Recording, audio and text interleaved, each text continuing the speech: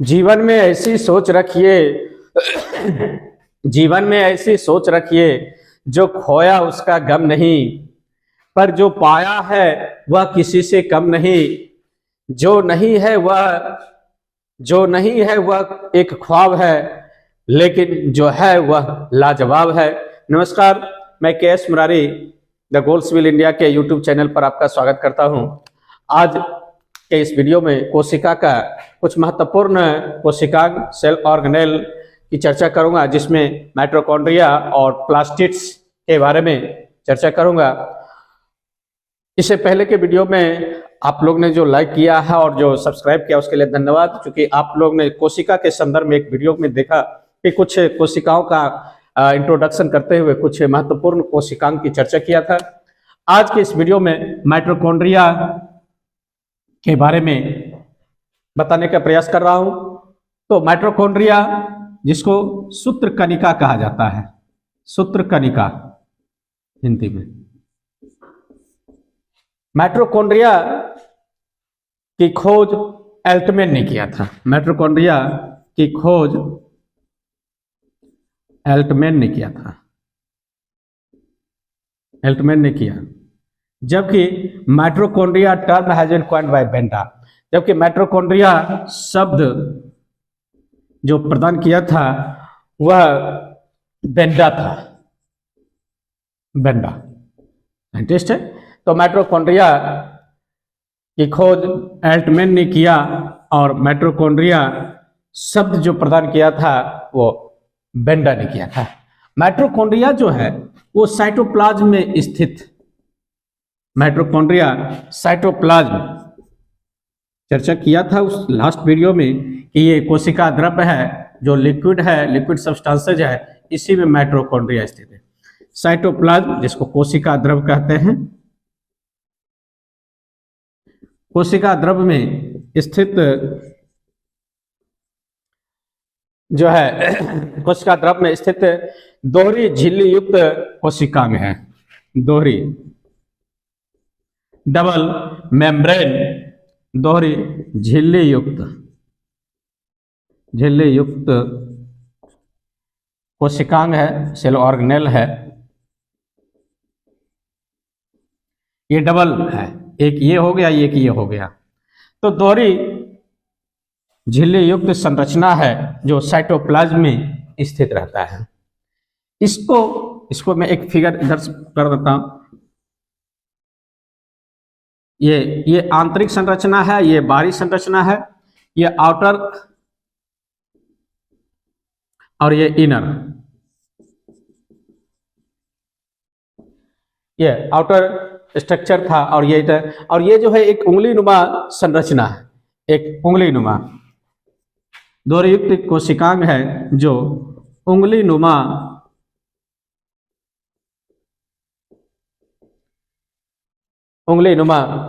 संरचना बनी हुई है।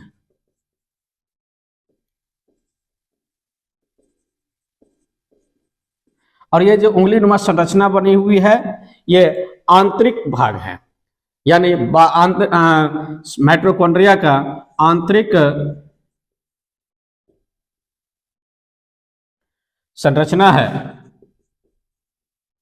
और इस आंतरिक संरचना में जो प्रवर्धन है, जो स्ट्रक्चर है, उसको क्रिस्टी कहते हैं। आंतरिक संरचना का भाग के प्रवर्धन में, भाग में एक प्रवर्धन है, स्ट्रक्चर है, जिसको क्रिस्टी कहा जाता है। क्रिस्टी कहा जाता है। ये जो आंतरिक भाग है उंगलीनुमा संरचना को, इसको क्रिस्टी कहा जाता है, क्रिस्टी। और यह क्रिस्टी जो है कोशिकाओं के लिए महत्वपूर्ण कार्य करता है। और ये जो माइटोकॉन्ड्रिया है, माइटोकॉन्ड्रिया में जो स्थित जो आंतरिक संरचना में जो क्रिस्टी एक प्रकार का स्ट्रक्चर है, और यह जो है श्वसन की प्रक्रिया के दौरान श्वसन की प्रक्रिया के दौरान जो है सो ऊर्जा निर्माण करने में महत्वपूर्ण भूमिका निभाता है।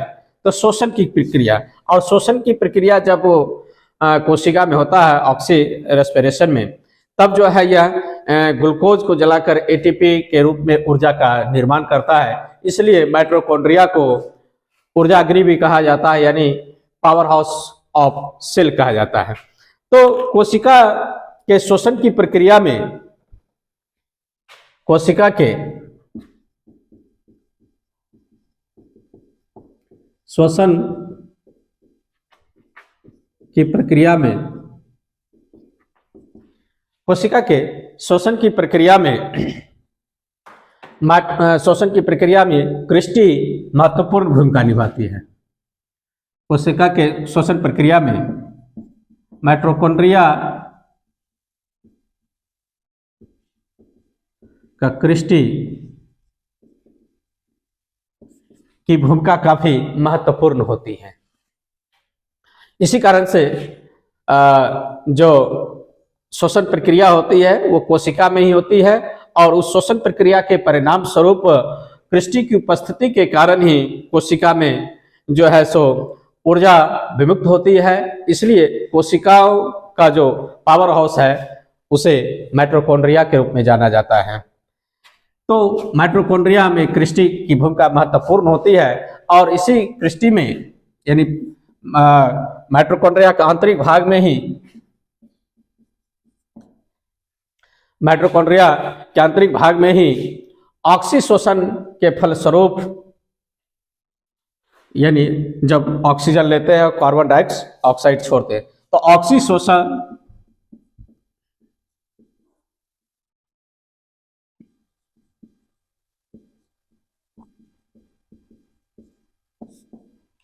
ऑक्सीशोषण के परिणाम स्वरूप ग्लूकोज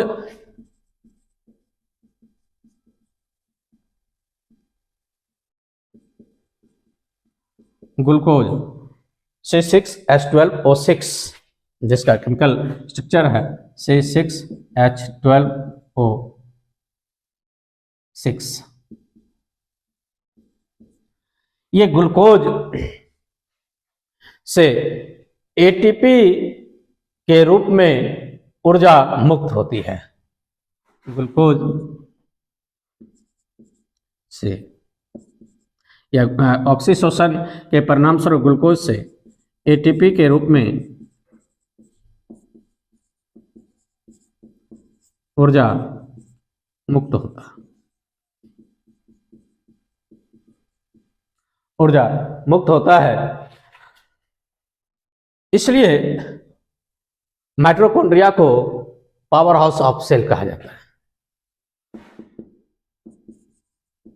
इसलिए माइटोकॉन्ड्रिया को पावर हाउस ऑफ सेल,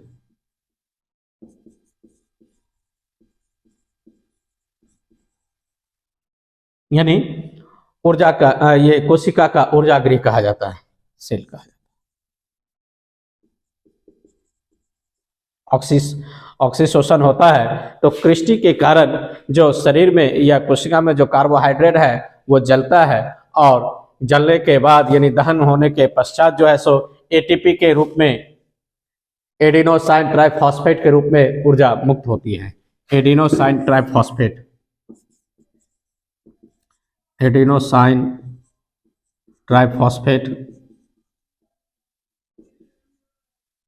के रूप में ऊर्जा मुक्त होती है। ऊर्जा जब निकलती है तो 38 एटीपी के रूप में ऊर्जा बनती है, लेकिन बॉडी जो गेन करता है वो 36 एटीपी ऊर्जा ही गेन करता है। तो इस तरह से माइटोकॉन्ड्रिया को पावर हाउस ऑफ सेल कहा जाता है। कोशिका की सक्रियता के आधार पर ही माइटोकॉन्ड्रिया की एक्टिविटी देखी जाती है। मनुष्यों में जो कोशिकाओं में जो माइटोकॉन्ड्रिया है वो सर्वाधिक मात्रा में लीवर सेल में पाया जाता है। उस माइटोकॉन्ड्रिया मनुष्य में मनुष्यों में लीवर सेल,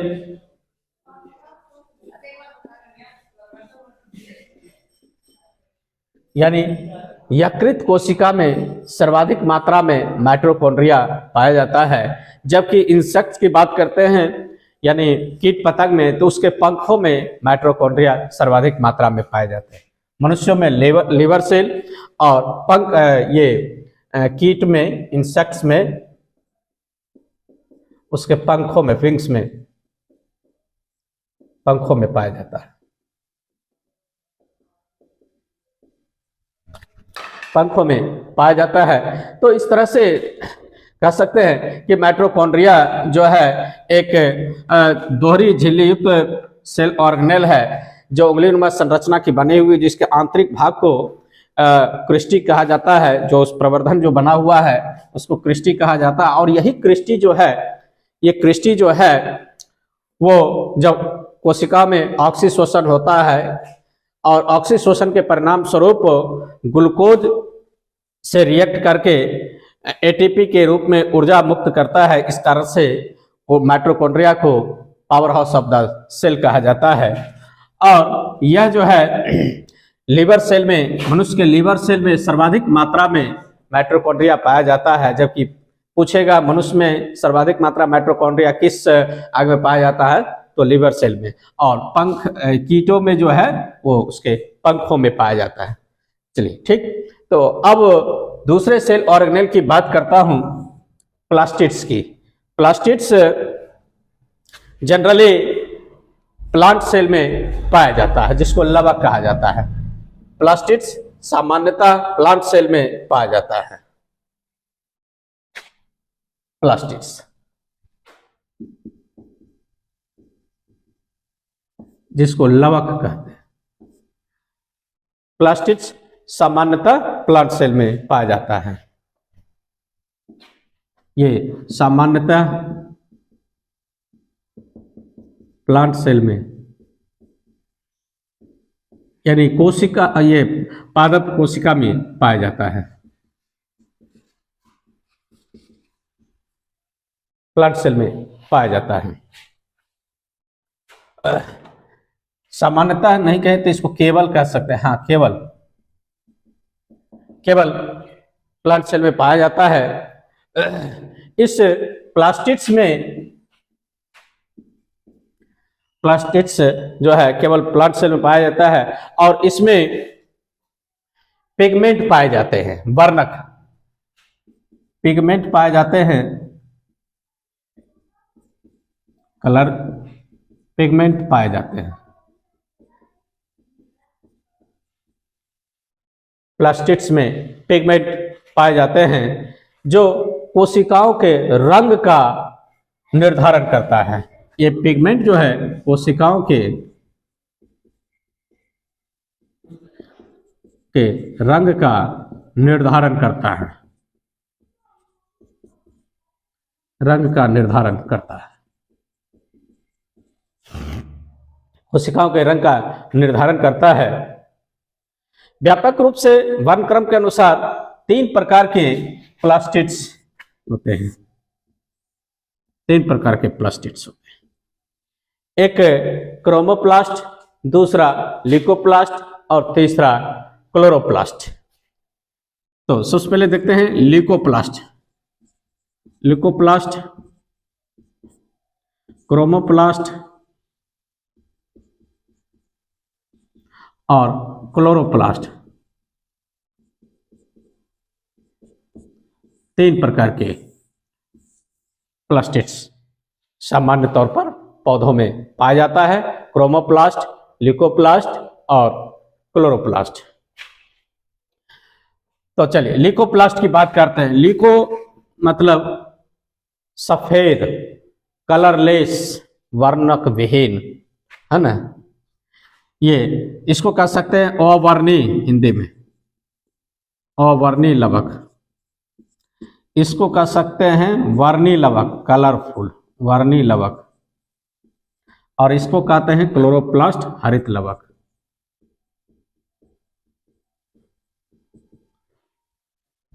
हरित लवक। ल्यूकोप्लास्ट, इसमें कोई वर्ण नहीं होता, कोई पिगमेंट, कोई रंग नहीं होता है, उसको ल्यूकोप्लास्ट कहते हैं। इसमें कोई वर्णक यानी पिगमेंट नहीं होता है, कोई पिगमेंट नहीं होता है। स्वाभाविक है, जब कोई पिगमेंट नहीं होता है तो उसका कलरलेस है, ये इसमें कलर नहीं। और यह जो प्लास्टिड्स होता है ल्यूकोप्लास्ट, वो पौधों के वैसे भागों में पाया जाता है जहां सूर्य की रोशनी नहीं पहुंचती है, यानी सूर्य के प्रकाश नहीं मिलता है, और वह भाग है पौधों का जड़, यानी पौधों के जड़ों में ल्यूकोप्लास्ट नामक प्लास्टिड्स पाया जाता है। ये उन पौधों के उन भागों में पाया जाता है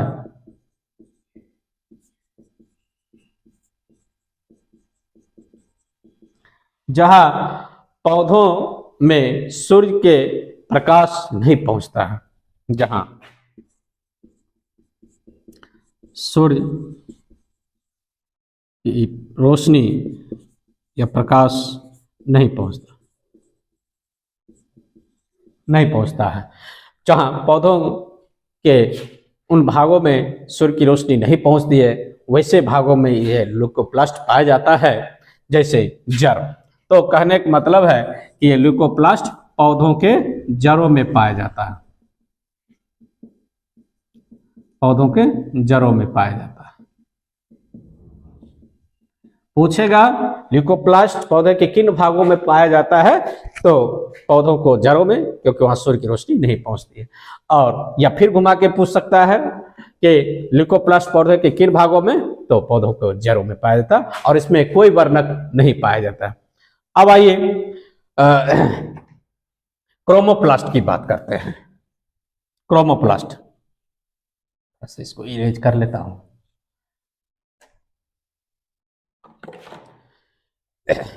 ये जो ल्यूकोप्लास्ट है, जिसको अवर्णील लवक या फिर इसको श्वेत लवक भी कहते हैं, इसको श्वेत लवक भी, कलर जब नहीं रहता तो श्वेत ही हो जाता, व्हाइट हो जाता है।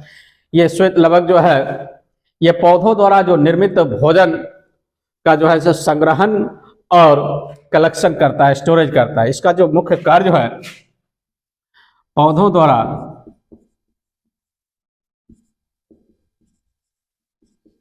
निर्मित भोजन का संग्रहण और भंडारण करना या संरक्षण करना, संग्रहण एवं संरक्षण करना, कलेक्शन एंड स्टोरेज करने का कार्य ये ल्यूकोप्लास्ट करता है, यानी श्वेत लवक करता है। आइए क्रोमोप्लास्ट की बात करते हैं। दूसरा प्लास्टिड्स क्रोमोप्लास्ट, जिसको वर्णित लवक कहा जाता है, वर्णी लवक, यानी वैसा प्लास्टिड्स, वैसा लवक जिसमें वर्ण पाया जाता है, यानी कि कलर पाया जाता है, पिगमेंट पाया जाता है। इसमें था कि पौधों के उन भागों पाया जाता है जहां कोई सूर्य की रोशनी नहीं पहुंचता है, इसमें कोई वर्णक नहीं होता है। इसमें वर्णक यानी पिगमेंट की उपस्थिति रहती है।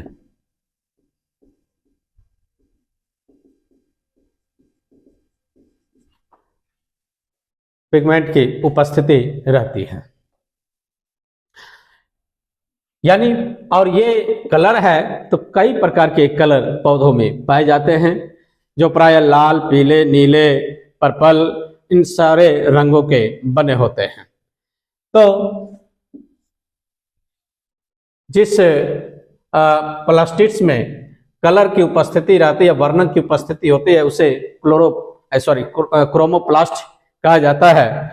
और यानी ये जो वर्णक है, यानी रंग जो है, वो सामान्यतः लाल, नीला, पीला और पर्पल, इन सारे पीला पर्पल जैसे कुछ पिगमेंट्स की उपस्थिति रहती है। और यह वर्णीय लवक्स जो है जो पौधों के रंगीन भागों में पाया जाता है। वर्णीय लवक पौधों के रंगीन भागों में पाया जाता है।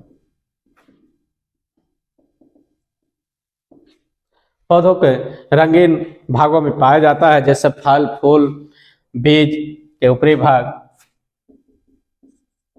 जैसे फल, फूल और बीज, इन सबों के ऊपरी भागों में पाया जाता है। ऊपरी भागों में ये क्रोमोप्लास्ट पाया जाता है। थोड़ा सा एग्जाम्पल देख लेते हैं क्रोमोप्लास्ट का। उदाहरण जब देखते हैं तो उसमें देखते हैं जैसे कि गाजर है। गाजर अभी आप लोग देखते होंगे, खाते भी होंगे। तो गाजर का जो कलर है, ऑरेंज कलर जो दिखता है, गाजर का जो ऑरेंज कलर दिखता है वो कैरोटीन नामक प्लास्टिड्स के कारण, पिगमेंट के कारण, वो कैरोटीन नामक प्लास्टिड्स के कारण, एक कैरोट लिख सकते हैं। तो कैरोट, जिसको कैरोटीन भी कह सकते हैं, यानी कैरोटीन नामक पिगमेंट की उपस्थिति के कारण गाजर का रंग जो है आपको ये ऑरेंज कलर में दिखता है, नारंगी कलर में दिखता है। दूसरी ओर टमाटर देख लेते हैं। टमाटर, तो टमाटर में जो रेड कलर होता है वो लिकोपीन के कारण होता है। टमाटर का जो लाल रंग है, लाल रंग, वो लिकोपीन के पिगमेंट की उपस्थिति के कारण टमाटर लाल दिखता है।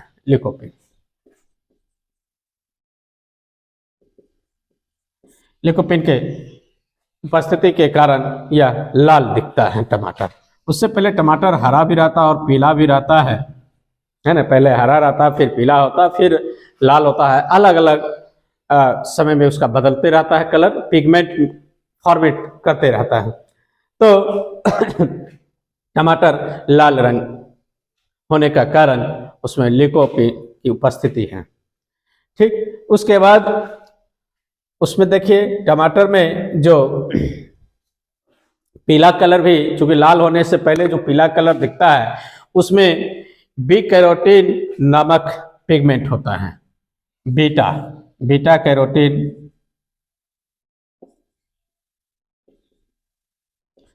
नामक पिगमेंट के कारण ये पीला रंग दिखता है। टमाटर जो पीला पहले दिखता है वो बीटा कैरोटीन की उपस्थिति के कारण पीला रंग दिखता है। उसके बाद लिकोपीन के कारण वो लाल रंग दिखता है। लाइकोपीन।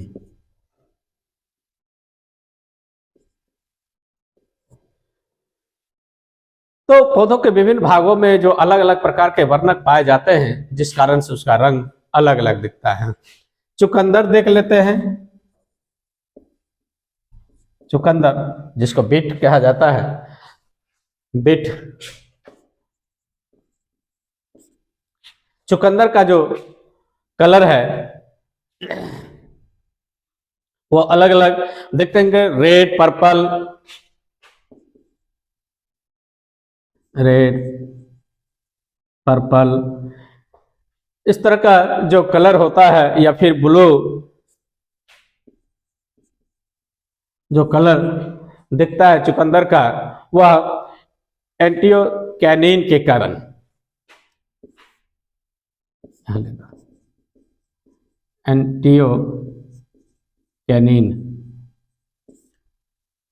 एंटियोक्यानिन पिगमेंट की उपस्थिति के कारण रेड, ब्लू या फिर पर्पल कलर में चेंज होता है ना, एंटियोक्यानिन। तो इस तरह से क्रोमोप्लास्ट जो है वो रंगीन भागों में, पौधों के रंगीन भागों में पाया जाता है। एक और प्लास्टिड्स की चर्चा कर लेता हूं, जो बताया था कि 3 प्रकार के, एक ल्यूकोप्लास्ट, क्रोमोप्लास्ट और क्लोरोप्लास्ट। तो क्रोमोप्लास्ट हो गया, क्रोमो और ल्यूकोप्लास्ट हो गया। अब एक ल्यूकोप्लास्ट के बाद क्रोमोप्लास्ट के बाद क्लोरोप्लास्ट की बात। क्लोरोप्लास्ट जिसको हरित लवक, क्लोरोप्लास्ट, क्लोरोप्लास्ट हरित रंग, इसमें हरे रंग का वर्णी लवक पाया जाता है। हरित नाम से ही लगता है, इसमें हरे रंग का वर्णी लवक पाया जाता है।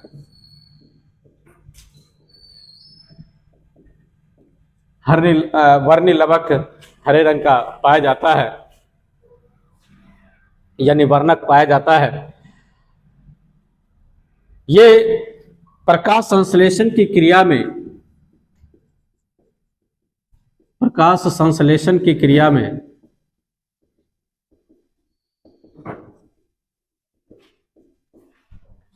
प्रकाश संश्लेषण की क्रिया में भाग लेता है।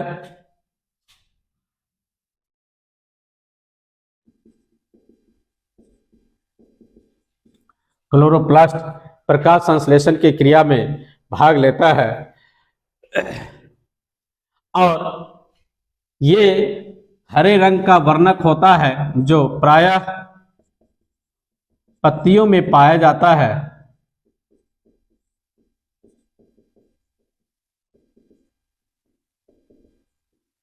पत्तियों में पाया जाता है, इसी कारण से पौधों के पत्तियों का रंग हरा होता है। पौधों के पत्तियों का रंग हरा होने का कारण उसमें उपस्थित क्लोरोप्लास्ट नामक क्लोरोफिल की उपस्थिति पत्तियों में पाया जाता है, और पत्तियों में जो वर्णक पाया जाता है उसको क्लोरोफिल कहा जाता है। क्लोरोफिल, पत्ती में जो हरे रंग का वर्णक पिगमेंट पाया जाता है उसको क्लोरोफिल कहा जाता है। तो इस प्रकार से देख लिए कि ल्यूकोप्लास्ट, क्रोमोप्लास्ट और क्लोरोप्लास्ट है। क्लोरोप्लास्ट की कुछ मात्रा, एक बात और देखता हूं कि क्लोरोप्लास्ट की कुछ मात्रा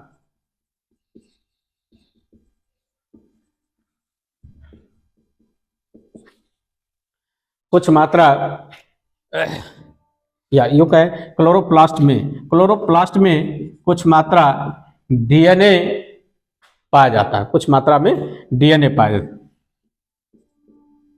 डीएनए भी पाया जाता है।